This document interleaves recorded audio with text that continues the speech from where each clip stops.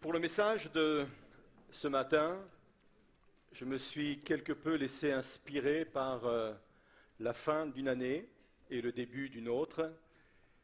Et je voudrais vous inviter à faire cette lecture assez courte dans le livre de l'Ecclésiaste, au chapitre 7, et nous lirons le verset 8. La Bible dit, mieux vaut la fin d'une chose que son commencement. Mieux vaut un esprit patient qu'un esprit hautain. Mieux vaut la fin d'une chose. Vous avez remarqué comment on est fasciné par la fin des choses. J'en veux pour preuve toutes les personnes qui se sont inscrites au cours d'eschatologie, c'est-à-dire la doctrine, la théologie de la fin des temps. C'est un cours qui fonctionne très bien. Beaucoup de personnes dans ce lieu se sont inscrits pour ce cours, parce qu'on veut savoir comment ça va finir. Il m'est arrivé parfois de conseiller à quelques personnes certains films, et souvent la question est, ça finit bien ?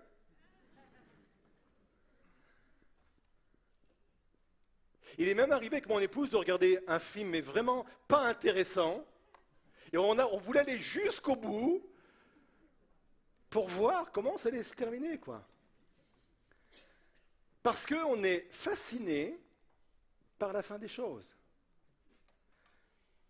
Quels sont ceux dans ce lieu qui commencent à lire un livre par le dernier chapitre ? Confessez vos péchés, là, allez-y. Ouais, c'est... Ça arrive parfois, parce qu'on se dit avant de se lancer dans une longue lecture, vaut mieux savoir comment ça se termine. Si ça ne se termine pas comme on le souhaite, on va s'éviter peut-être des longues heures de lecture.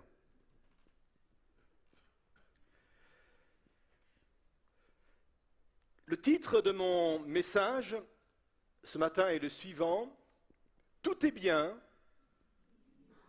qui finit bien ». C'est un proverbe qu'on utilise quand une situation est mal partie. Une situation qui rencontre des problèmes, des obstacles, et en fin de compte, ça se termine bien. Tout est bien qui finit bien. Et c'est pour cette raison que la Bible dit que la fin est plus importante que le commencement d'une chose. Et nous allons voir pourquoi. J'ai deux réponses. Un, parce que la fin révèle les choses. Deux, chaque fin est le début de quelque chose de nouveau. Nous allons nous arrêter sur ces deux points. Premièrement, pourquoi la fin est plus importante que le commencement ? Parce que la fin révèle les choses. Et j'ajouterai, seule la fin révèle les choses. C'est pour cela que l'apôtre Paul va dire aux épîtres, dans les épîtres aux Corinthiens, c'est pourquoi ne jugez rien avant le temps. Et le contexte de ces paroles, c'est la fin des temps. Et il dit, vous pouvez vous projeter en avant, vous pouvez vous projeter dans l'avenir, mais surtout, n'apportez aucune conclusion avant la fin. Car seule la fin révèle les choses. Un bon début ne garantit pas une bonne fin. Et un mauvais début ne vous assure pas une mauvaise fin. Il y a dans la parole de Dieu de nombreux exemples pour étayer cette vérité. Prenez un homme comme Salomon. Quel superbe départ! C'est un homme qui a reçu de Dieu en héritage un règne extraordinaire avec une sagesse et une intelligence extraordinaires. D'ailleurs, le livre de l'Ecclésiaste a été inspiré à Salomon. Que dire du livre des Proverbes ? Beaucoup de proverbes sont issus de Salomon et on peut ainsi voir quelle était sa sagesse et son intelligence. Et la Bible dit même qu'il a écrit des livres qui ne sont pas dans la Bible sur de nombreux sujets. C'était un bâtisseur hors pair qui a construit notamment le premier temple. C'était un économiste de renommée, puisqu'il a rendu l'or aussi courant que les cailloux. On ne pourrait pas l'empocher là pour notre pays de France? C'est un homme qui a commencé d'une façon extraordinaire. Mais, certains l'attendaient, 1 Roi 11, verset 4, à l'époque de la vieillesse de Salomon, ces femmes inclinèrent son cœur vers d'autres dieux, et son cœur ne fut point tout entier à l'Éternel, son Dieu, comme l'avait été le cœur de David, son père. Un bon début ne garantit pas une bonne fin. À l'inverse, un mauvais début ne vous assure pas une mauvaise fin. C'est le cas de Job. Job, il commence mal, il perd sa famille, il perd son entreprise, il perd sa santé et il perd ses économies. Et beaucoup de personnes auraient pu dire, mais sa vie est finie. Ce gars-là, il va finir sa vie misérable, SDF. Mais, Job 42, 10, l'Éternel rétablit Job dans son premier état, quand Job eut prié pour ses amis, et l'Éternel lui accorda le double de tout ce qu'il avait possédé. Ne jugez rien avant la fin, car seule la fin révèle les choses. Je ne sais pas dans quelle situation vous vous trouvez ce matin, sur n'importe quel plan, et je voudrais vous le dire avec force, je voudrais vous le dire même d'une façon prophétique, ne jugez rien avant la fin, car seule la fin révèle les choses. Alors on va se poser une question, qu'est-ce qui nous assure une bonne fin? Et là j'ai 3 réponses. La première réponse est la suivante. Connaissez-vous le dernier verset de la Bible? Ah bon, vous ne savez pas? Bon, j'étais regardé. Apocalypse 22, 21, il est dit ceci, que le Seigneur Jésus accorde sa grâce à tous. Bon, on peut qualifier ça d'une bonne fin? Oui? Sa grâce, sa faveur, sa bénédiction, que Dieu accorde sa faveur, que Dieu accorde sa grâce à tout le monde. Bonne fin? Quel est le premier verset de la Bible? Non, c'est pas Dieu créa le premier. Au commencement, Dieu. Les 2 premiers mots, ou les 3 premiers mots, et après créa certes, mais les 3 premiers, au commencement, Dieu. À la question comment s'assurer une bonne fin, c'est mettre Dieu au commencement de tout. Si la Bible peut se terminer avec cette parole, que la grâce de Dieu se répande sur tous, c'est parce qu'elle commence avec ces mots extraordinaires, au commencement, Dieu. Au commencement de mes rêves, Dieu. Au commencement de mes projets, Dieu. Au commencement de mes choix, Dieu. Au commencement de mes décisions, Dieu. Au commencement de mes actions, il y a 3 qui suivent. Au commencement de mes journées, au commencement de mes années. Bon, on arrête là, je pense que vous avez compris.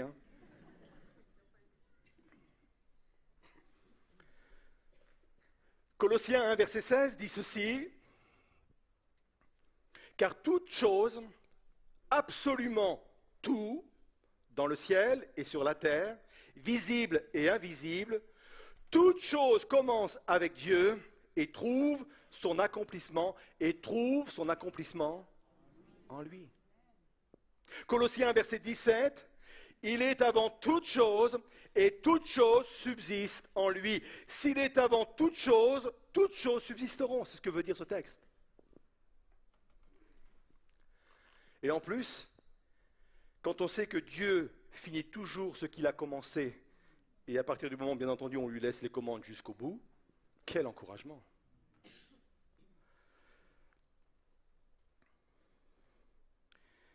Qu'est-ce qui peut m'assurer une bonne fin? Premièrement, au commencement, Dieu. Deuxièmement, un esprit de repentance. La repentance corrige le tir. On a pu très mal commencer et la trajectoire empruntée va nous conduire sûr dans le mur. On a pu très bien commencer, mais il y a eu un incident de parcours. Seule la repentance peut corriger toute trajectoire.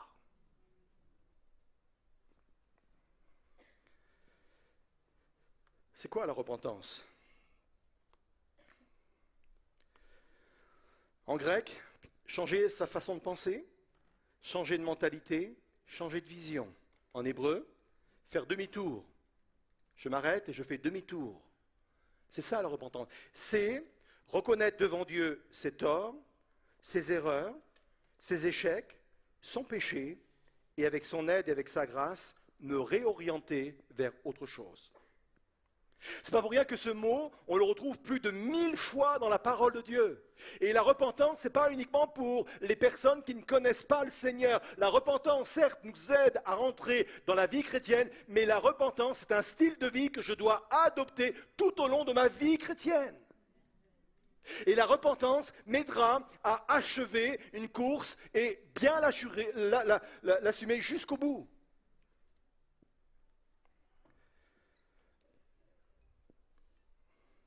Il y a dans la parole de Dieu deux hommes, David et Saül. Saül a mal terminé, David a bien terminé. Bon, on peut dire que le règne de Saül n'était pas terrible. Je vais peut-être vous choquer, mais j'aimerais vous dire que la royauté de David n'était pas non plus exemplaire. Qu'est-ce qui a fait la différence entre les deux? C'est que un possédait la clé de la repentance et l'autre pas. David a fait des erreurs, David a fait des grossières erreurs. Énormes. Mais à chaque fois, il a su revenir dans la présence de Dieu, demander pardon, se repentir et faire demi-tour.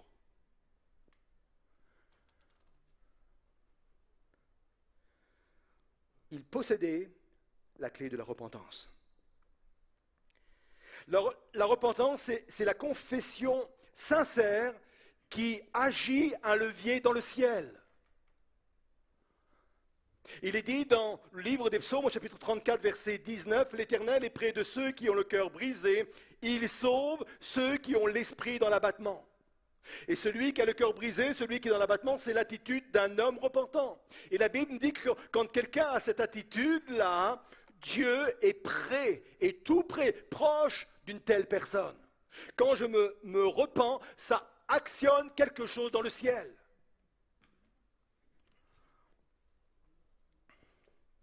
La conséquence a toujours été la même, le rétablissement, le relèvement, la réorientation. Toujours. Toujours, parce que c'est une loi spirituelle qui se répète et qui s'applique jusqu'au bout. Écoutez bien ceci, la repentance est une décision et non une émotion. J'attends pas d'être submergé par la repentance pour me repentir. Mais à un moment donné, j'analyse, ça peut se faire d'une façon très froide, très lucide, j'analyse ma situation, je regarde ma trajectoire et je me dis ça va mal se terminer cela, et d'une façon lucide, je décide de me repentir.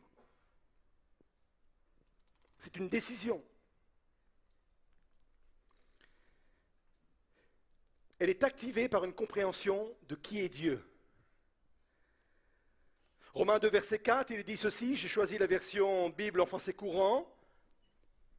Ou bien maîtrises-tu la grande bonté de Dieu, sa patience, sa générosité? Ne sais-tu pas que la bonté, c'est-à-dire la douceur, la bienveillance de Dieu, doit t'amener à changer de comportement? En fin de compte, la repentance n'est pas motivée par la peur de mal terminer, ou la peur de l'enfer, ou la peur de ce que je ne sais, du jugement, de la condamnation. Mais la vraie repentance, elle est motivée par l'amour de Dieu. Je sais que Dieu m'aime tellement qu'il veut mon bien, qu'il veut ma réussite, qu'il veut une bonne fin pour moi. Et parce que je suis convaincu de cet amour-là, je décide de me repentir.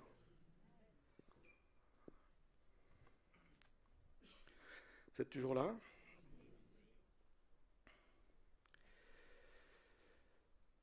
Comment s'assurer une bonne fin? Premièrement, au commencement Dieu. Deuxièmement, un esprit de repentance. Troisièmement, en acceptant la croix avant la couronne. Et là, il y a des choses à dire. Je vais écourter, mais il y a des choses à dire. On parlait du Seigneur Jésus un instant, qui est assis sur son trône et qui règne. Ça, c'est la finalité, parce que ça sera éternel, c'est la finalité de tout ce qui s'est passé avant. C'est la finalité de son passage sur la terre, c'est la finalité de ce qui s'est passé avant qu'il vienne sur la terre. La finalité, c'est gravé, c'est éternel, ça ne bougera plus, ça ne changera plus. Il est assis éternellement sur son trône. Mais pour arriver à cette couronne de gloire, pour arriver à son trône, ce trône, il a accepté la croix. Sa vie est résumée par Ésaïe 53, il fut méprisé et abandonné des hommes, homme de douleur et habitué à la souffrance. L'apôtre Paul va dire aux Philippiens 2, verset 7, mais il s'est dépouillé lui-même en prenant une forme de serviteur, en devenant semblable aux hommes, en ayant paru comme un simple homme, il s'est humilié lui-même, se rendant obéissant jusqu'à la mort, même jusqu'à la mort de la croix. C'est pourquoi aussi Dieu l'a souverainement élevé et lui a donné le nom qui est au-dessus de tout nom, afin qu'au nom de Jésus, tout genou fléchit, ça c'est la fin, dans les cieux, sur la terre, sous la terre, et que toute langue confesse que Jésus-Christ est Seigneur, à la gloire de Dieu le Père. Mais avant d'arriver à cela, Jésus a accepté la croix. Et je ne parle pas simplement du moment où il est mort sur la croix, je parle également de tout le cheminement de souffrance qui l'a conduit à la croix. Écoutez bien où je veux en venir. Nous sommes dans une société où nous voulons tout et tout de suite sans effort. Nous sommes dans un contexte évangélique qui a retiré la souffrance, l'effort de la foi. Ça fait partie de la théologie de la prospérité. J'entends parfois des enseignements, j'entends parfois des prédicateurs qui disent que la souffrance sur terre est une malédiction et que ce n'est pas normal qu'un chrétien souffre.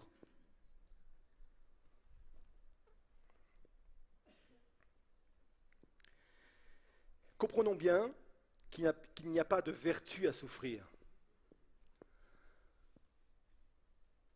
Je ne vais pas me promener devant vous avec mes médailles en disant, bah ouais, mon parcours, hein, vous voulez voir les cicatrices? Il n'y a pas de gloire à cela, il n'y a pas de vertu à cela. Quand Jésus a pu éviter la souffrance, il l'a fait.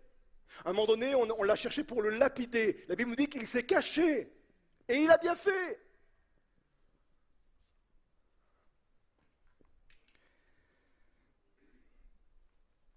Mais écoutez bien ceci. Les fins heureuses, ce sont celles qui n'évitent pas les parcours difficiles. Les fins heureuses sont celles qui n'évitent pas les parcours difficiles. Il faut accepter la croix avant de recevoir la couronne. Psaume 126, verset 6 dit ceci, celui qui marche en pleurant, quand il porte la semence, revient avec allégresse quand il porte ses gerbes. La fin heureuse rend l'homme oublieux de toute fatigue, mais il n'existe pas de fin heureuse sans fatigue. C'est la vie dans laquelle nous nous trouvons.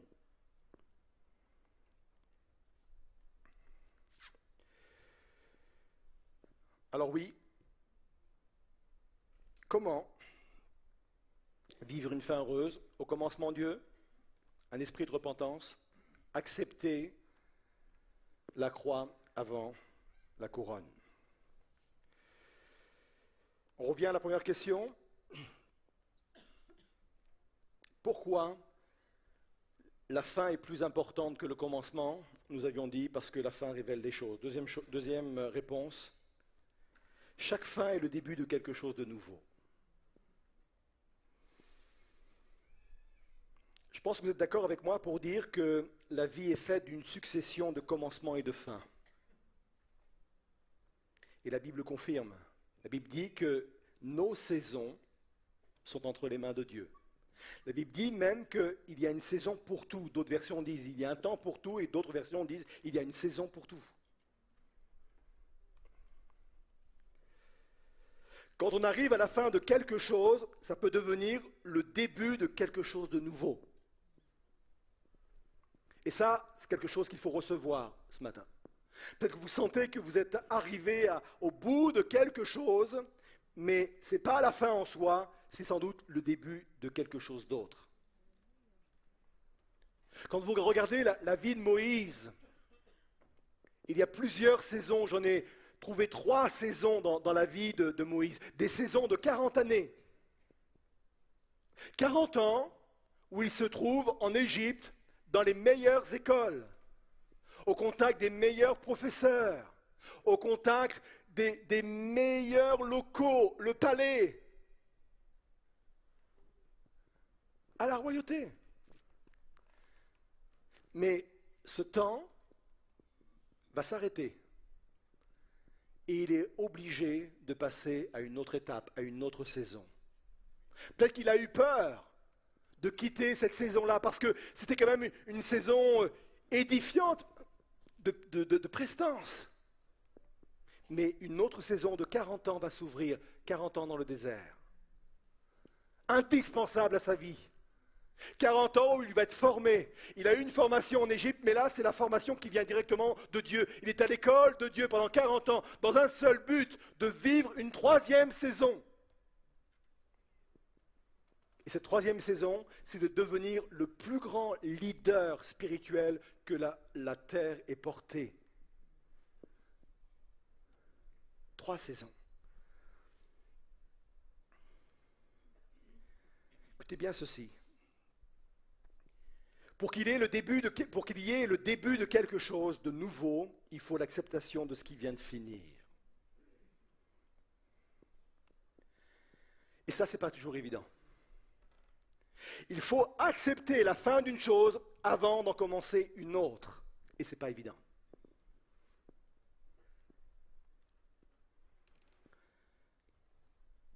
À un moment donné, il est dit, concernant Abraham, qu'il se leva devant Sarah. Sarah vient de mourir. C'est une étape dans la vie d'Abraham. C'est une saison qui se termine. C'est une saison qui se termine d'une façon douloureuse. Il a vécu pendant plusieurs dizaines d'années avec son épouse, et voilà que son épouse meurt. C'est une saison qui se termine tragiquement. Mais la vie est faite de la mort. Et Abraham est resté coincé à cette étape-là. Il est resté coincé en fin de saison. Et ça aurait pu durer encore longtemps. Et il aurait pu même perdre la saison qui l'attendait après. Mais la Bible dit, Genèse 23, verset 3, Abraham se leva devant son mort. Et ça, c'est important. Et c'est ensuite qu'il a pu rentrer dans une autre saison. Et l'autre saison, on pourrait la découvrir après, en lisant la parole de Dieu, notamment, il a préparé sa succession, il a trouvé une femme pour son fils Isaac, et c'est une autre saison qui s'ouvre pour Abraham et pour son fils.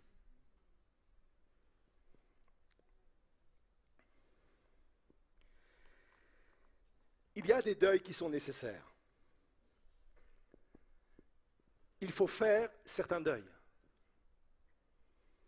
Nous avons des deuils à vivre sur le plan spirituel, nous avons des deuils à vivre sur le plan du ministère, nous avons des deuils à vivre sur le plan familial, nous avons même des deuils à vivre sur le plan professionnel.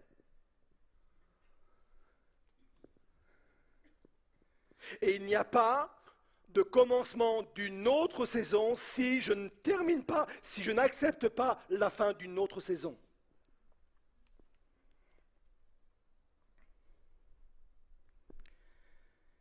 La fin de quelque chose est souvent terrifiante.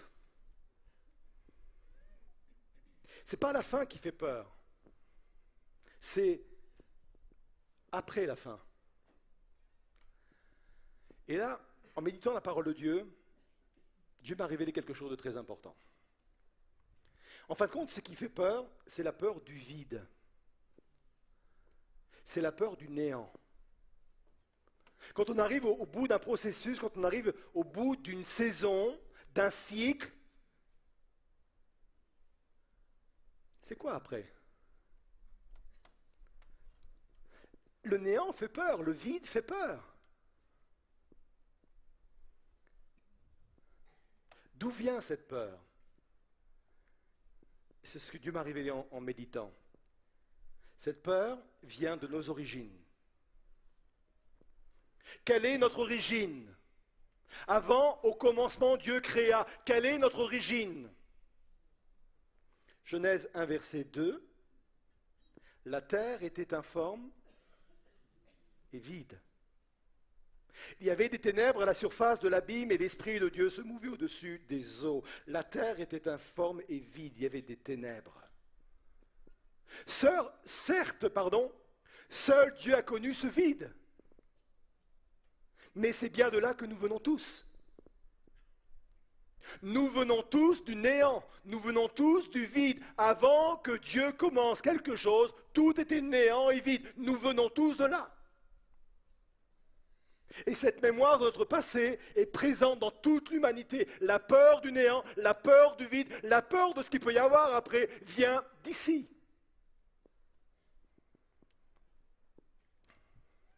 La seule réponse à ce vide originel a été la création. Je le répète, la seule réponse à ce vide originel a été la création. Contre le vide, c'est Dieu. La solution au vide, c'est Dieu. Et on revient à ce qu'on disait, au commencement, Dieu.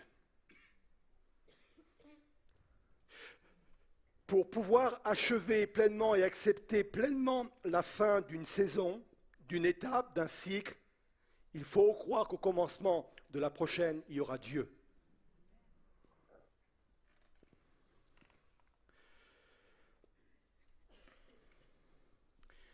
Nous sommes le premier dimanche du mois et de l'année. Donc c'est le dimanche de la Sainte Seine.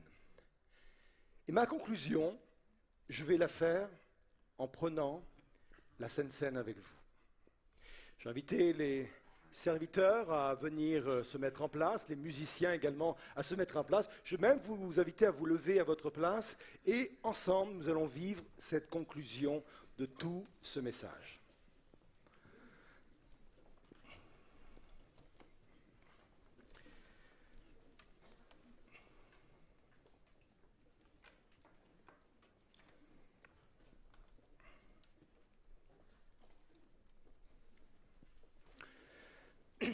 Avant que les serviteurs distribuent, restez encore quelques instants avec moi.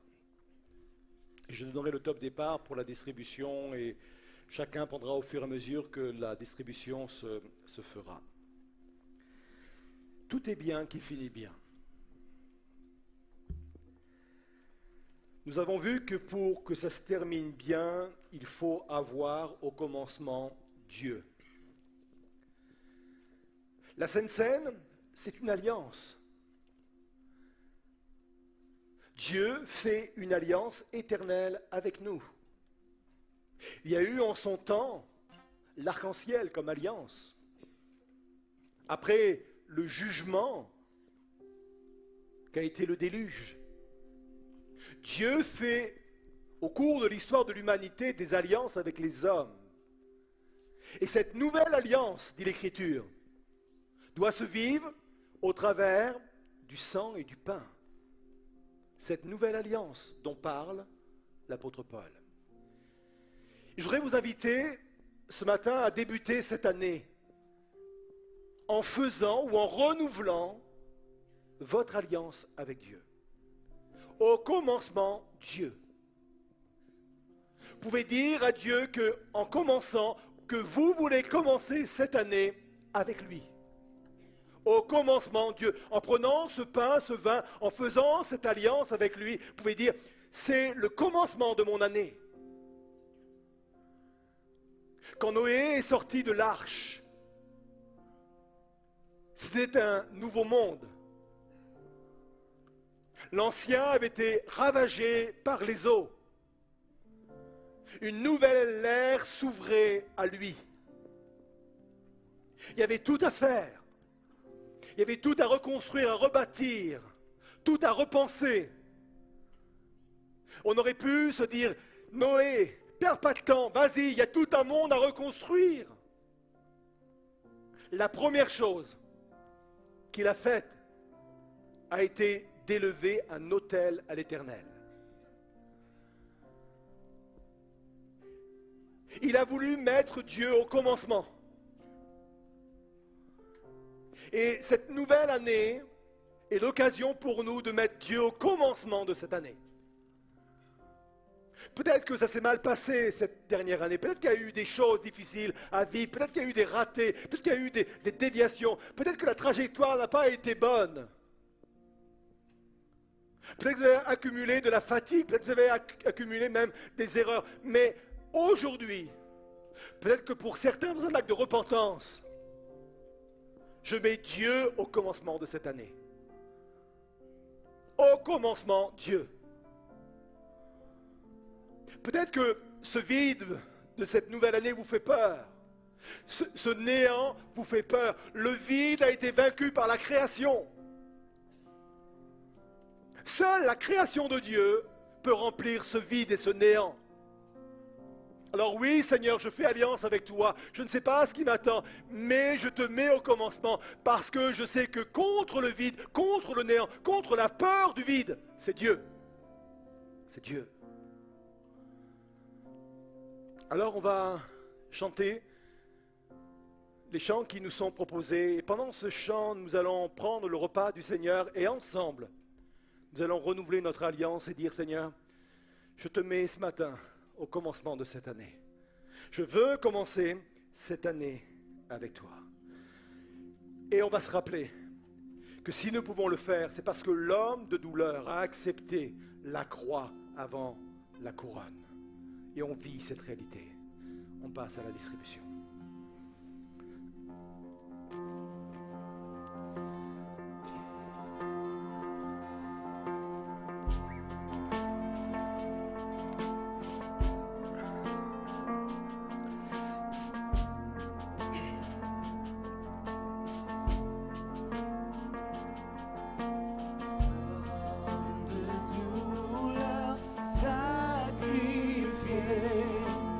Trahi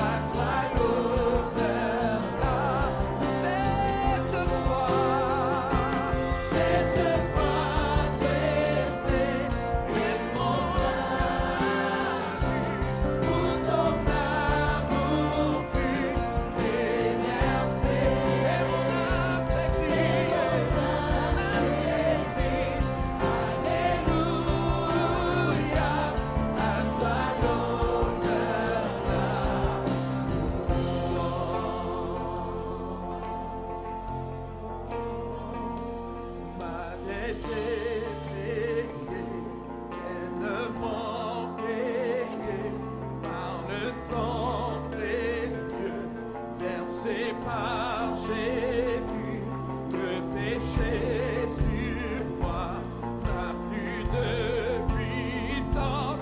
Affranchi en Christ, je suis pleinement libre, me délivré, pleinement payé par le sang précieux. Car c'est par Jésus, le péché sur moi n'a plus de puissance. Affranchi en Christ, je suis cette foi blessée, mon salut, où ton amour fut déversé, et mon âme s'écrie,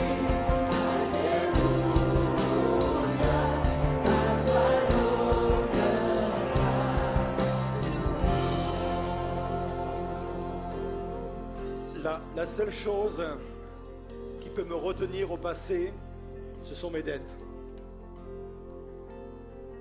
Ça peut me tenir lié, prisonnier de la saison que je veux abandonner, de l'étape que je veux abandonner. La dette, c'est comme une chaîne qui me retient en arrière, qui me retire sans cesse en arrière. La dette me prend l'esprit, les pensées viennent me troubler nuit et jour, la dette. C'est ce qui me retient uniquement dans le passé et qui m'empêche de passer à une seconde étape. Mais la bonne nouvelle de l'Évangile, c'est que la dette est payée. Jésus a payé la dette. Le sang de Jésus-Christ me purifie de tout péché, me purifie de toutes mes erreurs, de tous mes mauvais choix. Et par un acte de repentance, je peux proclamer ce matin, ma dette est pleinement payée. On va le proclamer au travers de ce chant. Oui, ma dette est pleinement payée. oh, ma tête est payée, ma tête est payée, pleinement payée, Payée. par le sang précieux, versé par Jésus. Le péché sur moi n'a plus de puissance. Affranchi, je suis pleinement payé,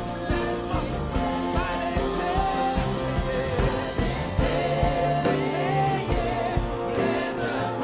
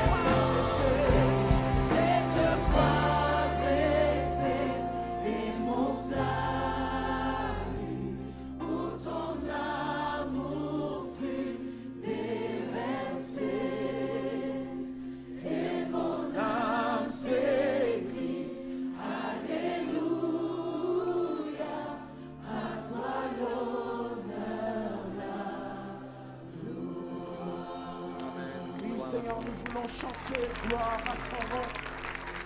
Nous voulons crier, Seigneur. Gloire à ton nom, Jésus. Alléluia. Par la repentance et par le fait de mettre Dieu au début de toute chose, la grâce nous attend. La grâce, c'est une faveur imméritée. C'est un amour, une gentillesse imméritée. Nous ne devrions pas être au contact de cette grâce-là, mais Dieu nous fait la faveur de nous communiquer. Et c'est cela aujourd'hui qui vient nous donner beaucoup d'espérance par rapport à l'année qui s'ouvre devant nous, par rapport aux objectifs à relever, aux défis à relever, à l'inconnu. Nous savons que la grâce de Dieu sera nous accompagner jour après jour parce que Dieu est fidèle au travers de cela. Alléluia.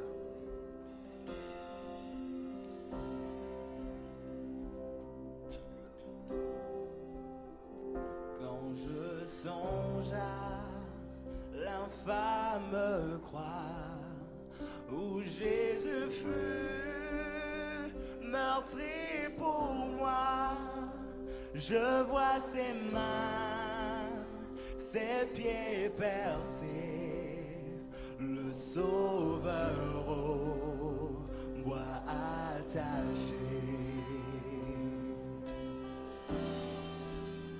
Son corps lié, de larmes trempées, dans le tombeau fut déposé, l'entrée scellée d'une louange